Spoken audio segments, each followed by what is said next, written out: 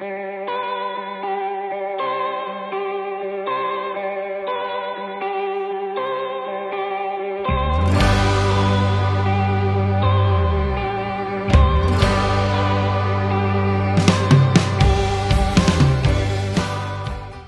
everybody, and welcome to the Sacramental Charismatic podcast. My name is Wes, and I am joined here with Mr. Luke Garrity, and we are in different places. I am in Vancouver, Washington, and he is in Red Bluff, California. It is currently 60 degrees where I am. What's the temperature like where you are? It's actually pretty nice right now. Yeah. It's in the 670s. What the maybe. heck? Yeah, we're entering the fall, man. It's good to see you, Wes, the longtime co-host who's a doctoral student. I'll just leave it at that. Time on his hands. Yeah, so it's good. Yeah, it's good to see you too.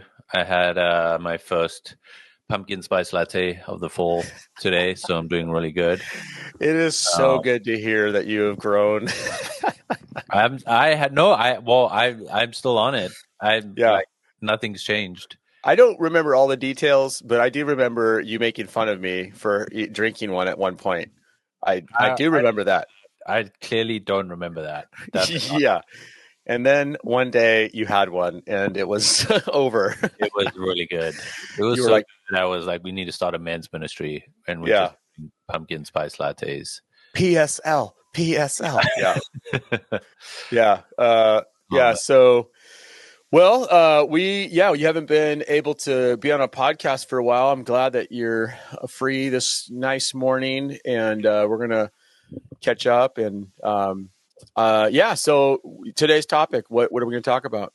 Oh, I thought you were going to do this part. This is all you, man. I need to give you, today's episode needs to feature like 90% Wes talking to catch up. Okay. Well, today we are talking about church planting and asking if it's still relevant. It's something that is a big part of our movement, the Vineyard movement. In fact, we, as the Vineyard movement, I think we could never say that church planting is not part of our DNA. It just it sort of has to be. But it's also really relevant to the wider church and what it looks like to the wider church. And there's some really bad stats out there for church plants right now, in that 66% of church plants don't become sufficient, self-sustaining, and there's 3 times more closures of churches than there are church plants.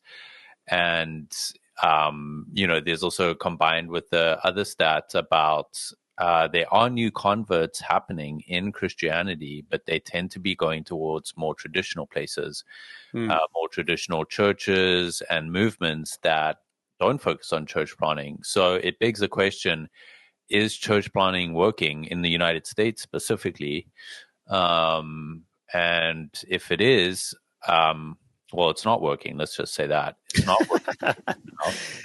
Is it working? No. Yeah, it doesn't. I mean, I'm sure there's some great successful stories, but on the broader movement, what does that mean for the idea of church planting? Is that something that churches need to still pursue and focus on and make part of their mission? Or is this something that we need to put pause on until we figure out what is going on? Or is there other stuff at play? So it's just something I thought would be a good topic to talk about, because I'm sure pastors are either thinking about it or not, and maybe want to be. So that's good. That's good. Yeah, I which popped in my mind too, which will be another episode we're going to have to record that I would love to do with you, because you have experience with it. But church planting alongside what I would call church revitalization too, right? Like churches that have maybe declined and then have to, they get down to the space where it's almost a church plant, Right. Because you're forced to, otherwise you're closing. Yeah. I mean, I just, my own personal history has been in 2 churches that were at that stage where, when I transitioned in as a pastor, they had been in decline, and I just went to the church planting playbook, so to speak, so, I guess, before we jump into some of the current trends and talk about, what it looks like now, but also maybe in the future, we should probably lay out, is there a biblical basis or a case for church planting? I mean, is that something, I think in the Vineyard movement and in other similar movements, church, I mean, it's been said, in fact, I remember hearing for probably 20 years of my life that when people would describe the Vineyard, they would say two things. They would say it's a worship movement or a church planting movement, right? And then I want to say in 2020, I was in a Vineyard national meeting, and someone, I can't remember who it was, but said, if we look at the numbers, we really can't call ourselves a church planting movement because we have been experiencing what I think a lot of movements experience, where we've actually been closing more churches than we have been planting. Right. So there's been this massive decline and that's pretty across the board, I think, for many movements. Yeah. So, but I guess, what are your thoughts? Is there a biblical basis for church planting? I mean, I think the obvious answer is yes. Otherwise, I mean, how else would the mission of Jesus continue? It's not like there's one church building and everyone goes there. Obviously, that's impossible. So, I mean, I think the obvious answer is yes. And, you don't even need to look at you don't even need to look for a specific church passage. It's called church plant, but there's the implied thing about what the mission of Jesus is. And you look at the book of Acts and other letters like from Paul, and Paul's mission, was obviously to plant churches. And it's not like that was only Paul's mission. It's not like Paul was earmarked to be the only one that plant churches and then we stop after that. So, I think, something that's your biggest passion is like God's mission, right? And like finding out what God's mission is. And if it is to like know Jesus and make him known, then that obviously means like, okay, well, how do we make Jesus known? And it would be, like I said, it's impossible to then center one church building or one church to be the only expression of that. So I think, yes, obviously, church planting is necessary and is part of the mission of God. But what does that look like? That's the biggest question. Yeah, interesting. Yeah, it's interesting, too, with church planting. I've always found, I think the reason why I've appreciated a lot of Ed Stetzer, who is an American, I guess, missiologist / theologian. He's always done a good job, I think, of connecting church planting to missions. Like it shouldn't be, because I think in some circles it feels like church planting is its own separate category. Right. And in some circles, I mean, I've been to some, church planting conferences and things where it's like the way it's articulated is purely strategic from the sense of like, building an organization and building, like teams and all those type of things, which are important. But, for me, when I think about church planting, I think of it as just being an outworking of the Great Commission, Right. And in fact, two texts that always like are, I don't know, like foundational to my framework for church planting for missions is, the Great Commission, Matthew 28 verses. I like to start at verse 18 to 20.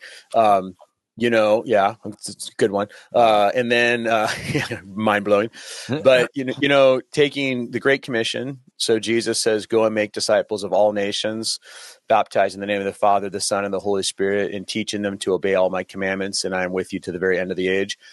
Taking that, and then also Acts 1:8, which Jesus is, telling the disciples, you will receive power and the Holy Spirit comes upon you, and you will be my witnesses in Jerusalem, in Judea, and Samaria, and to the ends of the earth. So, right. I think about a biblical basis for church planting. It seems like, those two texts are absolutely foundational. So any healthy pneumatology, any theology of the Spirit is always going to have missions like so closely connected to it, that like there is no pneumatology, there is no theology of the Spirit, there's no work of the Holy Spirit that's disconnected from God's mission. Mm-hmm.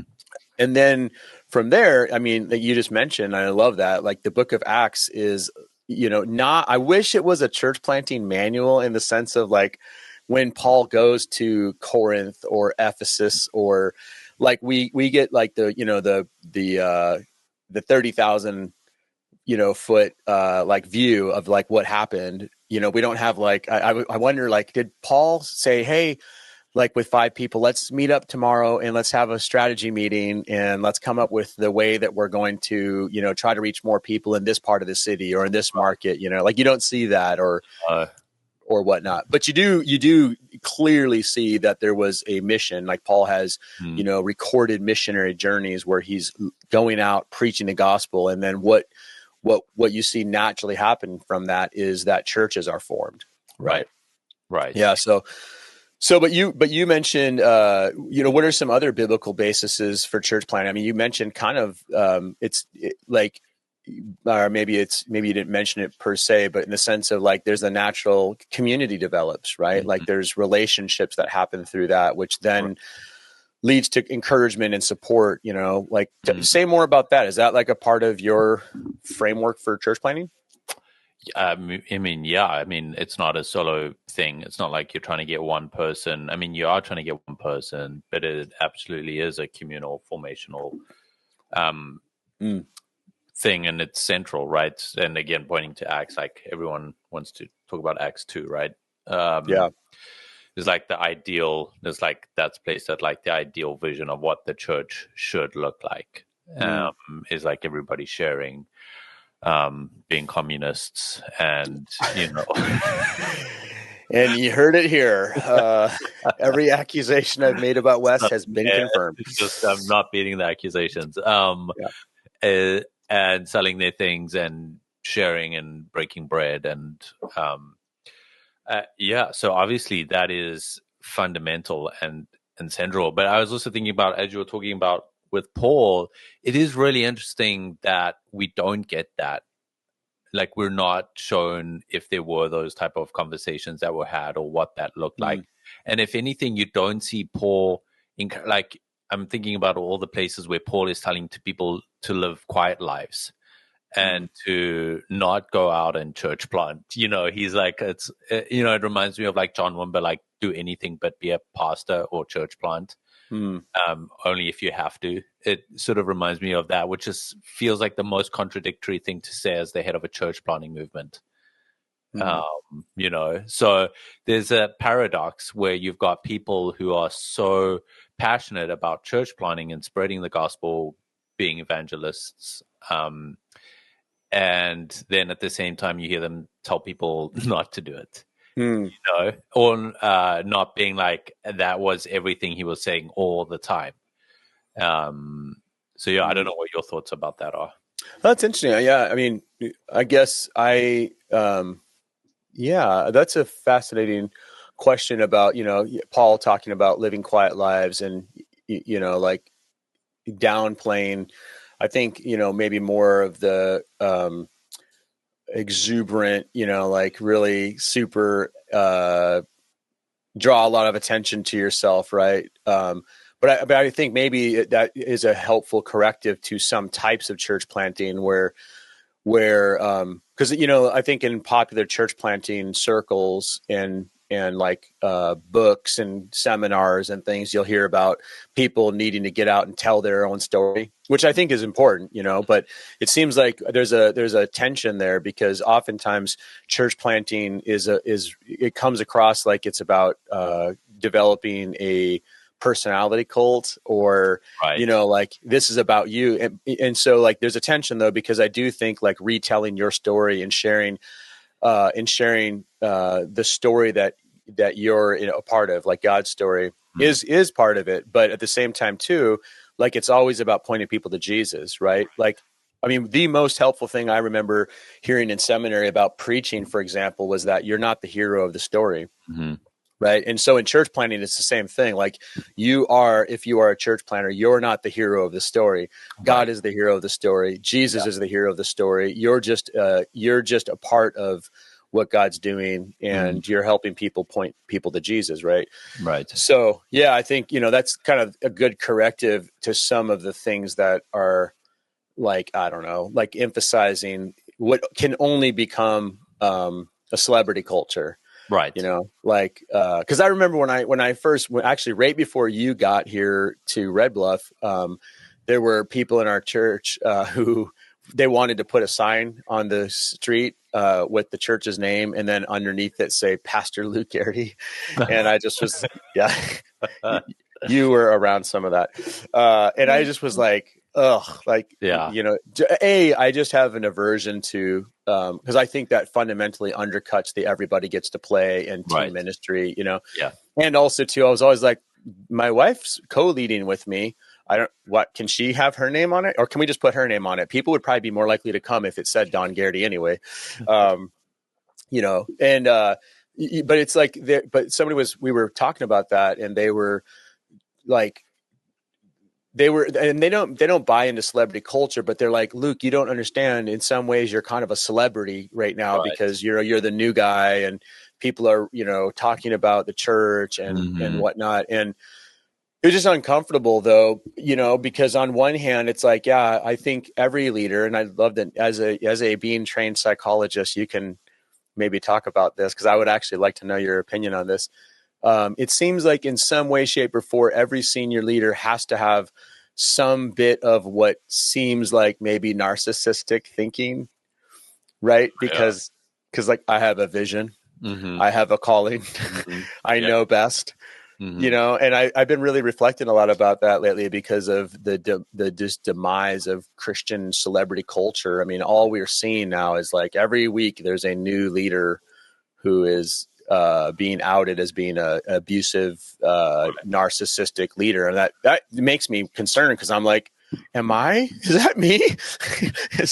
Am I carrying myself in a way that makes more about me than it does the story of Jesus? What are your thoughts on that with church planting? Because it seems like there's a balance there, right? Like where you have a calling and an invitation and a I don't know, like conviction, right? Yeah. To do it. But so I guess maybe it's how you do it. I don't know. What are your thoughts on that? Yeah, there's a psychologist who was who actually was known for his work on narcissism, and he was a psychodynamic psychologist, and he sort of said that everyone has a level of narcissism, and there's a healthy level of narcissism though. One that's able to still have empathy for other people, but also go, you know what, there's something that I need to do. And so any CEO, any person who's climbed the corporate ladder, any pastor, anyone in that sort of thing has some level of narcissism, and they almost have to believe that they can do something. Like the extreme of like, oh, it's not me, it's not God, it's all God is just not true. Yeah. It sounds spiritual. It sounds great, and it sounds like you're really humble, but you're actually not. In fact, it worries me a little bit more, because you're actually not able to acknowledge that reality. Yeah. So it's not a bad thing. Like having that sort of like healthy level of narcissism is a good thing. I mean, Paul definitely had that for sure. Follow me as I follow Christ. Yeah, exactly right. I mean, come on, it's right there. So yeah, that's like a checkmate statement. Yeah. There's even a bit of narcissism to say I'm the biggest sinner of them all. Like, oh, you think you're bad? Special, yeah. You're. So I. Oh, wow. I don't think we need to be scared of, and we throw around psychological terms like that all the time, and we use it in extreme language. Like we try to get rid of anxiety. That's impossible. You can't get rid of anxiety, and so like trying to live an ideal non-present, non-anxious life is impossible. So, that type of stuff, I think we need to just be careful of in the church. But yes, absolutely, you do need that. That doesn't mean you're not listening to God or anything like that. You just need to be more self-aware, and you need to create checks and balances in your life, external, not only internal resources where you can be self-aware, because self-awareness has a limit in of itself. You know what I mean? So you need those external supports. No, hold on. I don't know what you mean. Tell me more about that. Yeah, what do you mean by self-awareness, has limitations?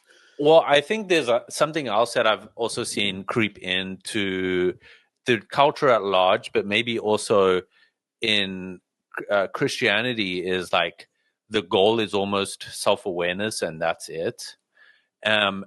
We can only have a level of self-awareness. We can never be fully self-aware all the time. And we're always going to have blind spots, right? We're never going to be fully aware. And it's good to be aware. And John Calvin's famous line of like, the beginning of wisdom is knowledge of God and myself. But that's all good and great. But at the same time, like, you need to be humble and being willing to be called out to and be held accountable for those blind spots. There's a limit to, that's what I mean by saying there's a limit to self-awareness. If you feel like you're so self-aware that you don't need that, that's an unhealthy level of narcissism. Does that make sense? Yeah, it does. Yeah. I mean, I just thinking about Calvin, I think in his Institutes, I used to find that really fascinating, how when he starts his systematic theology, it starts out with knowledge. It's like he has this really interesting way of talking about knowledge of self leads to knowledge of God, and you can't really know yourself without knowing God. God, right? And it's like this interplay. But you also so basically the goal of every leader is to be a healthy narcissist. That's essentially what you're saying. I think you're acknowledging it. I think just acknowledge that we all have some narcissism in us. Yeah. Otherwise, we wouldn't be able to do anything. We would be almost crippled or paralyzed. And to be humble enough to know that you need external support. I think that's good. That's how you know that you have a good balance, I think. Okay. That makes sense.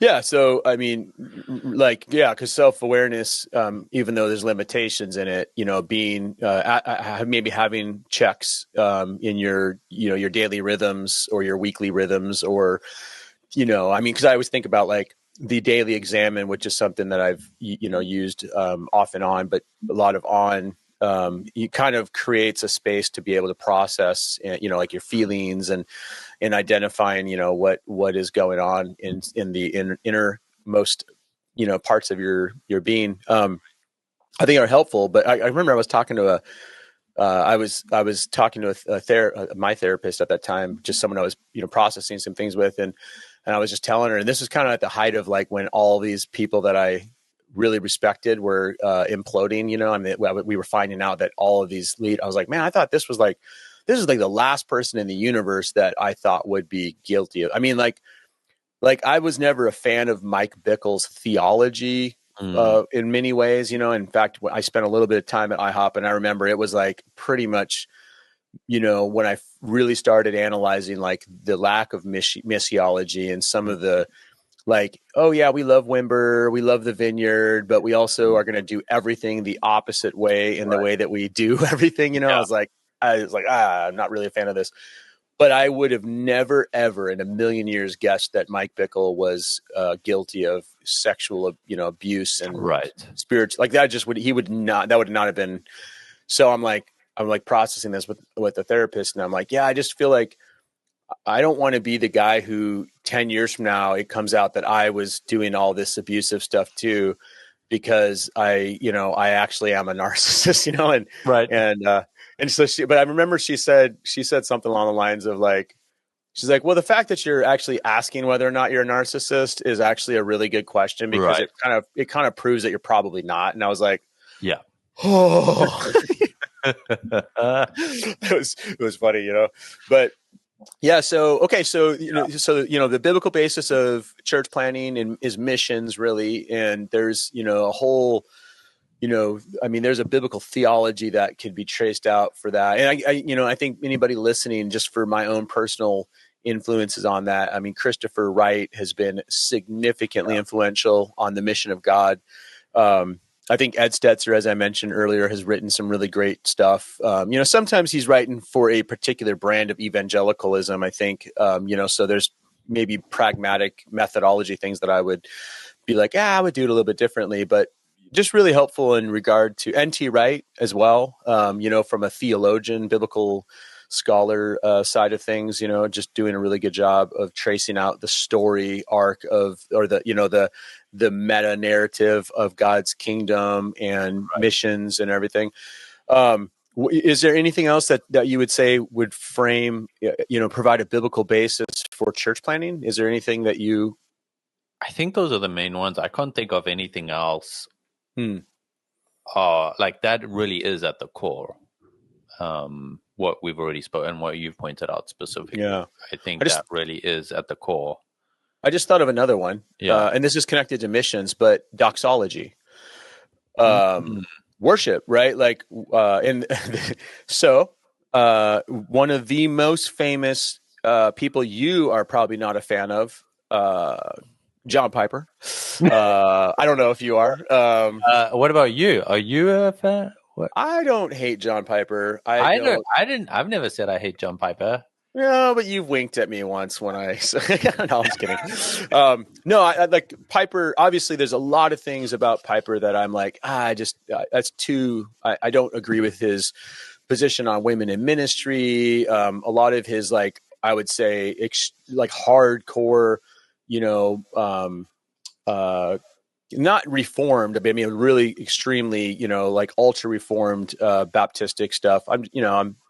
But I will say one thing that I appreciate, that I heard, early on, and I read one of his books on, missions, was that the reason why missions exist is because worship doesn't.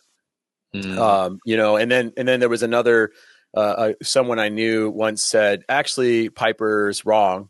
It's not that worship doesn't exist. It's that worship of God doesn't exist. That missions exist because worship exists, but it's for the wrong people or thing. Yeah, it was a really good, flesh out. And I don't think Piper would disagree with that too. Yeah. But like doxology being a motivation too, it's that if God is as good as we say he is, and we believe he is, and we've experienced him to be, we want everybody in the world to experience his grace, his mercy, and his love, and his truth, and his transformative power. But then we also want them to in turn respond to that and to worship, right? I mean, like you have the book of, I just got done doing a 2-month series on the end times for a class I was teaching at church here. And we ended, it was the dumbest thing I've ever done in my life. I did the whole book of Revelation in 4 weeks, like crazy. I did chapters 4 through 19 in 1 day. It was nuts. But there's this interesting thing that's happening throughout the book of Revelation. And I do think there's recapitulations of this theme of worship, both in heaven and on earth. It's like there's these moments in heaven where, and then you have these pictures of every tribe and every tongue and every nation participating in honoring God and worshiping. So yeah, I do think that another biblical basis for church planting would be worship. And so it is actually totally, it makes sense why in the Vineyard movement, missions and church planting have been so interrelated, especially because of John Wimber, the influence that we have from Wimber, who was a person who contributed massively to worship, right? Music, and not just music, but that was a significant way. And then to church planting and to multiplying and whatnot. So, so I think, so we have like Great Commission, missions, community building, doxology. I think that's good. I know it also reminds me of, I recently was reading this book by this, sort of philosopher on emotions. Her name's Martha Nussbaum, but she's also an ethicist, and her thesis is that the beginning of ethics is has to do with wonder, And I thought that was really interesting. And I think there's a correlation there where church planning, I remember listening to Rick Warren saying his emphasis on church planning is directly related to eschatology, right? Because once everyone becomes Christian, that's going to be when Jesus comes back, right? And so his mission is very simple. It's like we need to reach that goal, and that's on our job. I don't have the same eschatology as him. In fact, I think it's the exact opposite. I think it's not towards completion. It's actually towards an eternal wonder that we have in God, that we're always, and until Jesus comes back in his time and everything is fulfilled, we're always going to be like in that now, not yet, but that is always going to be drawing us. That incompleteness is always moving us forward, if that makes sense. And there's that mystery. There's that thing that is always inviting us to more that we'll never, ever fully get to. But yet we still do. And I think that is part of church planning and maybe a differentiating factor for us and our eschatology maybe. But it's also at the heart of it. I also think that part of church planning is acknowledging the complete external reality of God too. Like there's the God that's on the move, always ahead of us, with us, in us, but then also ahead of us, inviting us into these new places. So pneumatologically is also part of it, and that's the book of Acts, right? It's this constant external force coming in and interrupting the disciples, and then showing them this completely different world that's happening and breaking it. So, but then going, and then you see the disciples figure it out. But anyways. That's good. Yeah. So let's talk a bit about, different models or styles, what has worked and what it has looked like traditionally.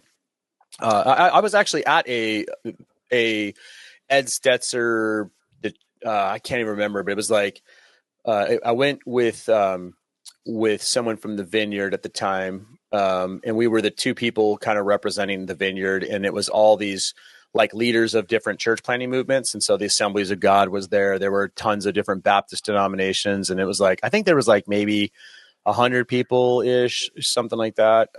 So maybe 50 movements represented or denominations. But I remember when Ed Stetzer was so impressive as just a person who could on the fly, he literally literally was just introducing. And so he would introduce every, denomination leader, and then would say something about that movement, and then so he came around and he comes to the Vineyard and he welcomes us and has us stand up. And then he says, John Wimber was like the first person back in the early 80s, late 70s and early 80s, who actually started talking about the church planter as an individual, in the sense of so a lot of stuff before that was on church planting, but wasn't really focused on the actual person or people doing it. And then he said these 7 or 8 facts about the Vineyard that I was like, how does this guy know all this stuff? Yeah. I was like, man. It's like, anyway, so in the Vineyard, it seems like in our tradition, it was very much identifying a person who has a calling or a desire or, an unction or, whatever it would be, some type of thing that's inspiring them to move forward with church planting. And then, I was showing you this book earlier. For any of you out there, so first of all, it's called Coaching Church Planters. And it's a manual for church planters and those who coach them. And it's the old school Vineyard. And also you'll notice at the bottom, those names: Steve Nicholson, Jeff Bailey. Steve Nicholson is a legend in the Vineyard. But this was basically the manual that we used to use that was for people who were coaching church planters. So there might be senior pastors who have people in the church hey, let's get together. Here's my whole, here's what I need to be doing as a coach. And then it has a whole section on what you do as a church planter. And by the way, I've got like 50 of these, and they're no longer available, and they're amazing. They're not? Dang. I haven't seen them at a conference or anything forever, but what's it's I think it's still, gosh, I think this thing was written in, I don't know, the early 2000s maybe. I'm gonna look real quick here if it even has. I don't know if we do those things in the Vineyard. 2001. Yeah, so probably was written in the late 90s, realistically. But it's a manual, and so like I think it used to be there was like a process, and there still is a process in the Vineyard movement, but like there's our way, and so yeah, let's talk about the different models or styles. Like, what are some of the ways? Like, I'd be curious about different ways outside of what you and I both know, which is standard Vineyard. Like a person feels called, talks to the senior pastor or talks to the movement, starts a conversation, might get some training, might not get some training, and then puts together a plan, gathers a team, starts a small group, goes public, tries to grow the church to 50 people, and then 75 people, and then 100 people, and there's a whole process for that. What are some other different models or styles that has worked that you know of? Are there any? Well, this is why we're doing this podcast. Yeah, I mean, okay, well, let's back up a little bit. I think it's also good to talk about the context in which church planting exploded, right? Especially attached to the Vineyard, like Stetzer was talking about. And I've heard like some people talk about it, but I think part of it that maybe wasn't closely identified at the time is how it was so closely related to like the American culture of the moment too. So you have the sort of like the first thing I noticed when I came to America was like, holy smokes, all the strip malls look the same. Like they're just like copy pastes. Like I was like, this is horrible. It was just like, oh, it's just like a little copy paste, and then it's like they're all the same. It's like it seemed dreadful, and I think part of it was like such a pragmatic view of it, and it was like tied to consumerism, tied to other underlying notions that obviously, because it was so successful, was like no one went, hey, we should seriously consider how this is so successful. Is it tied to other cultural factors? Is it only the spirit? And I think maybe that's what's caught up with us, is like there was a huge cultural piece that has moved on and is not part of the culture anymore. In fact, people are becoming hugely dissatisfied with that consumeristic culture. And also going, I don't want to meet in a strip mall.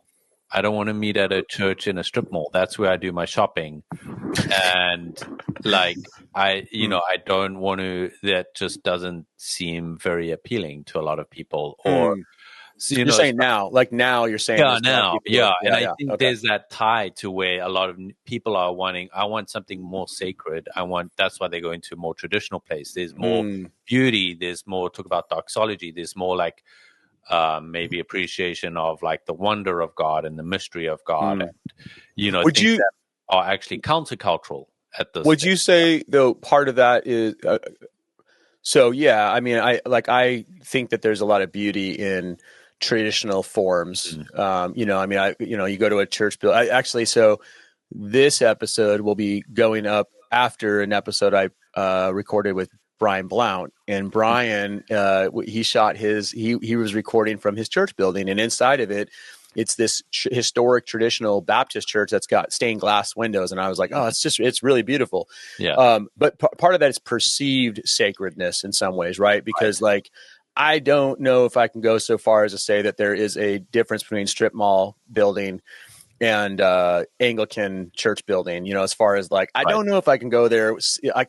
I'm not there yet. And this is why I'm not Anglican, right? Like the apostolic succession and the more, I think that world, and it's funny because you and I are both sacramental leaning. I mean, sacramentalists for sure.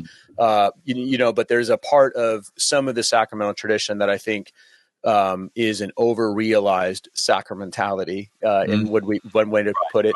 But so you're talking about really about effectiveness in mission, is that back in the 80s and 90s, I think there was such a deconstruction with those forms, Right. where people didn't want to go to some, big, like religious looking church building because they had lost faith in that. And they had lost, there was an inaccessibility to those styles and structures and forms.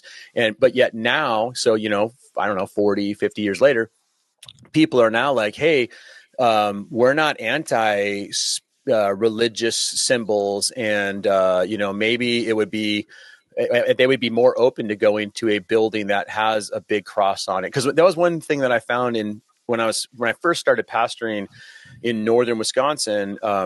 So at the time I was, finishing my MDiv, and I will admit this once, is that I was working on my senior project was on the emerging church in rural context.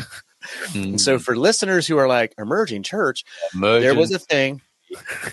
Yeah, there was a conversation about postmodernity and trying to navigate what that looks like. And I remember telling someone at that time, because at that time it was like, hey, like these religious symbols are off-putting to society. And what's crazy about that is that's literally like 20 years ago, right?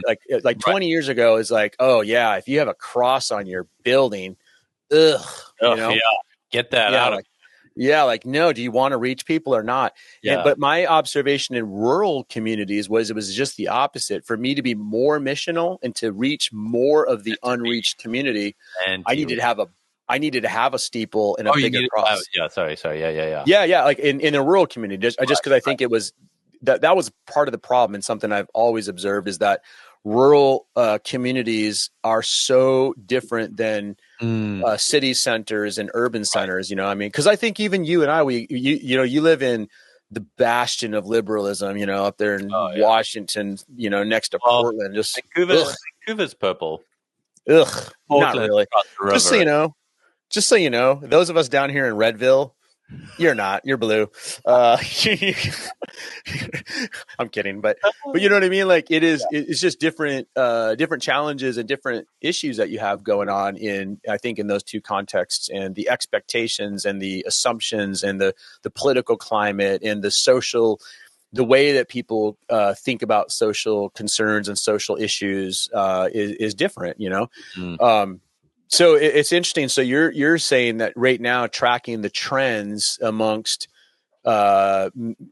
unreached people groups or nuns is leaning towards their openness towards maybe quote unquote, sacred orthodoxy, Catholicism. And that's also just because, the other part of this is also like back then it was like also so tied to worship music specifically, right? Oh yeah, okay. It was such a huge draw. Like it was so new and it was so exciting. And now it's like it's the complete opposite, right? Where it's so closely aligned with just regular music, pop music, that it's sort of like indistinguishable almost. And non-denominational churches and stuff just get absolutely torn apart by young people, like as inauthentic, like not real, and it's just like a performative show, right? And something that younger generations desperately want more than anything is authenticity. And so I think back then that was an authentic authentic expression that did draw young people, and now it's just completely changed. So it's not like I say a strip mall, but that's like a symptom of the fact that it's just more like it's almost like that's what we think is cool and that will draw people, but that's like a model that's so outdated now in a way. But I think what you did hit on is, I think it's not the building, it's not the fact that people they want to go to a church building with like the cross and the windows and the beauty that does play a part of it, but I think it's also what it represents is that sacredness. And I don't think you need a building to have that sacredness as part of your work, and that sacramental aspect to it that points to the mystery. But I think that's sort of like can resemble that of what that church is about. And so my wondering is that if there is going to be any future trend of church planting, how is that sacred, mysterious nature of the gospel and the kingdom of God embedded in the church? And I'm also just thinking about how that was part of like the vineyard back then. It was capturing this mysterious thing that was happening. There was this intimacy. It was intimate and it was incarnate. Yeah, but it was also. I'm thinking of Lester Ruth's book on the worship, and he points to that as being the biggest factor. There was that intimacy and transcendence. It was the intimacy was pointing to the transcendent. Yeah. And that's what we captured. And I think that's what really drew people, along with like when you speak to all the vineyard people about the love in the community. So you have that aspect. So that's what my thinking is like, how is that, can we capture that in church planting? Oh, that's good. Yeah. Yeah. And actually for me, if I were to go back, and actually I'm thinking about just even inspiration in my own formation.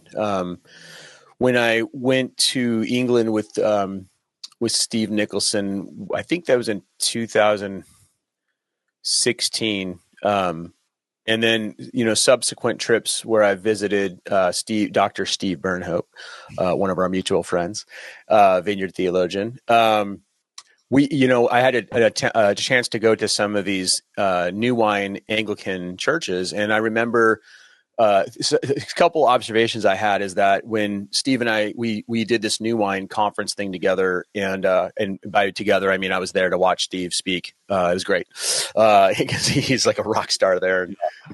But I was blown away by how I'm like walking around the bookstore and it's literally all John Wimber vineyard books, like old, like classic stuff, but like reprinted with cool covers, and then I'm seeing that. And then like we went to a number of Anglican churches. And I remember one in particular, I think it was St. Paul's in some part of London, and there's probably 7,000 St. Paul's. So good luck.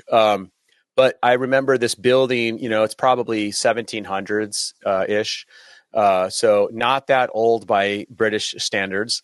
But it's like this beautiful building, stained glass. And on the inside, it had more modern chairs, but it had the columns in it, the pillars that were holding the building up. Stage has like cool lighting. And it was like along these pillars were these, and this is just, I think, kind of the tapestry and the vibe more than anything. But there is, that there's like these neon lights kind of going up the pillar. And so it was totally Robert Weber's ancient future vibe. Gotcha. And, yeah. And it was so beautiful to me. And again, it's scratching all of my sensibilities and, like I just loved it. The Eucharist is this celebration and it's this beautiful moment of the service where, it's very, very liturgical and sacramental, but then their music was all vineyard-ish, contemporary worship, space for the Holy Spirit. They had prophetic ministry, and it was very formation for me because I was like, okay, we can go the direction that I've been theologically leaning more and more. So we don't lose our charismatic identity, but we actually embrace the sacramental tapestry a bit, and it was really significant for me because then I right after that I moved to Red Bluff, and you shortly came, too, because I think when you came, we were not celebrating the Eucharist every single Sunday, right? No, it was monthly. Yeah. And then didn't you and I, because when I first got here, was like, hey, this is shocking to me. I just assumed because I came from a church where we celebrated every single week. I wrongly assumed it was like, how often do you do that? And somebody's like, oh, we do it once a year on Christmas Eve, and randomly. And I was just like, yeah. So I remember it was really controversial because I was like, well, we're going to start monthly. And then I think you came and I was like, we're just going to do it. Yeah. Right. And it was great. Yeah. I mean, we only had 3 or 4 people who were like, but if you do it every week, it'll lose its meaning. Yeah. Like, oh, I mean, like the singing we do every single week and the preaching we do every week. Yeah. So, you should have been like, what do you think of my preaching then? yeah, I didn't want to know what they thought about my preaching, actually. I can only handle so much criticism, but, yeah. So anyway, like the model, then I think were I to plant a church now, I think I would do it just like we're doing it, now, which would be this like, this balanced approach where, we're kind of trying to, navigate that both, and I guess more so. Right. And I think it's also, it's not like you're going to become more sacramental or have that because you want to attract more people. Mm-hmm. Like, that's not the point. It's don't try and do that just so that you can now attract more people. That's like missing the point. Oh yeah. It's like actually what, going back to like what really ignited it was like a desire and a heart for Jesus, and that really, really strong desire that led them into those places. And so you've got to have a strong pneumatology, Christology, Trinitarian theology at the heart of it, and know why you're doing it. And you're not doing it like the sacred mysteriousness is not the end point. Jesus is, obviously. Yeah, that's right. And so, but out of that can flow the sort of like the sacred mysterious aspect that is captured by like communion, and being together as a community. So yeah, that's the point. And so, like, yes, if that leads you to a strip mall, great. Like, people will come and whatever. But I think that is what people are really yearning for. What you may think people want, ultimately they probably don't. And you could do 1,000 surveys on what people want, and you'll get different responses. But I think what we can learn from the people going to traditional stuff is that countercultural aspect that is inherent in the kingdom of God is still relevant in that sense. It's good, yeah. Wanting something else in what the current culture is giving them. And I was going to say something else. And the outward nature of it. I think going back to like our talk on narcissism and humility, I think the ultimate test on a healthy narcissism and balancing it with humility, and this is also what I love about our history, is the celebration of failing almost. And that is like, it's like, do you have a strong enough support system to fail to where it's not the end of the world? If that makes sense. Yeah. Like, it's not a blow to your identity. It's not going to blow. Are you creating a church system that will catch people when they do fail, because they will fail, and it won't absolutely upend their entire lives? Is that that's part good. of your culture? Yeah, that's good. Yeah, that's good. I guess really kind of what we're saying then, or what you're just unpacking, what you're saying is that you do actually have to have a theological convictions and framework for a lot of these things, and then be aware of some of the challenges. Because I think, one thing, I've had a few vineyard pastors, and also some charismatic guys who are like feeling like this pull to the sacrament. They want to be sacramental charismatics, and so the niche that we're kind of filling, they're like, hey, I think that's who I am, but it's like they will say, okay, so I just need to start doing this. And it's like, no, I think if you don't have the convictions biblically and theologically about why you're doing this, you're going to just add a form or a structure that actually doesn't have any conviction behind it. There's no value. You haven't built the capacity for that within your methodology. But so being aware of the challenges, because I think in the sacramental stream, one of the things I've observed is that there is oftentimes very little accessibility, so big on mystery, low on accessibility. Yeah, like experientially, it's like, this really sacred moment, but on the pragmatic side, it's like, I have no idea what's going on or why we're doing that. Right. Yeah. And also, like, it's not like, if anything, the sacraments should turn you outward. should make you more missional, not less missional. Yeah. And that's right. Because you're drawing closer to Jesus, Jesus should be drawing you closer to people. Yeah. And that is often what has been the negative aspect of more traditional churches, is they become so enclosed, so inward, that sort of the missional side just gets lost. And I would say like Jesus gets lost in the midst of it too.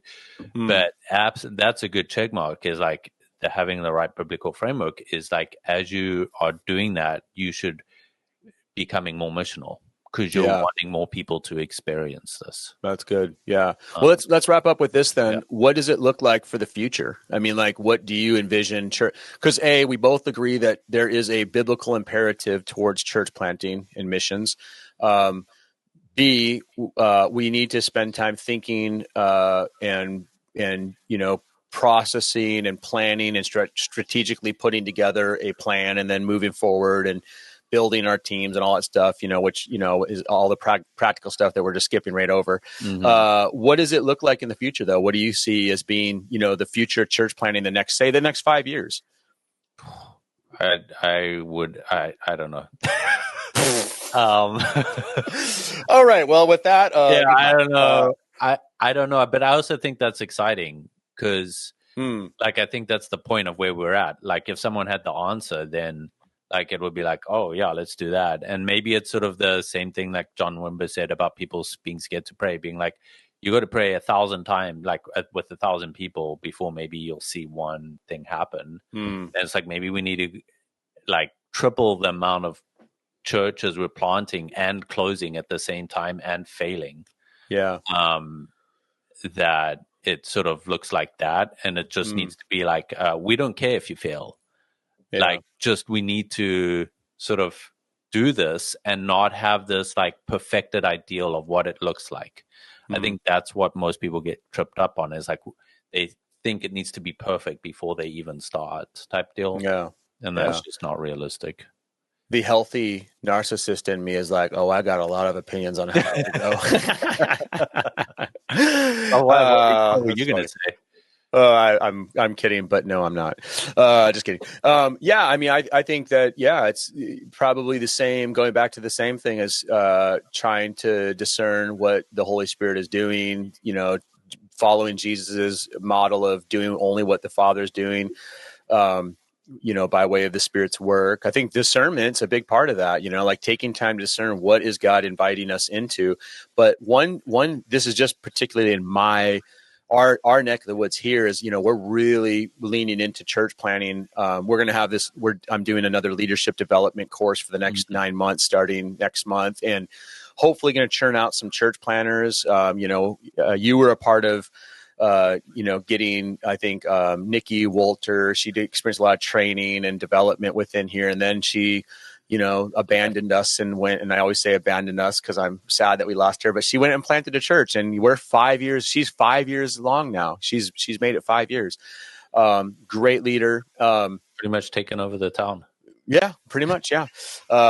So we want to plant more churches. And so I think for us, we're starting to really lean into and think about planting a Spanish speaking or actually, I think what we're discerning is not just a Spanish speaking, but really leaning into this, to a Lavinia, but like, what I'm finding is there's a lot of second and third and fourth generation Latinos in our community who, what they do is they're really connected to their Spanish or Hispanic, Latino, Mexican, whatever culture they're connected to, because mostly Mexicans where we're at, but they could be from other, South American or Central American countries.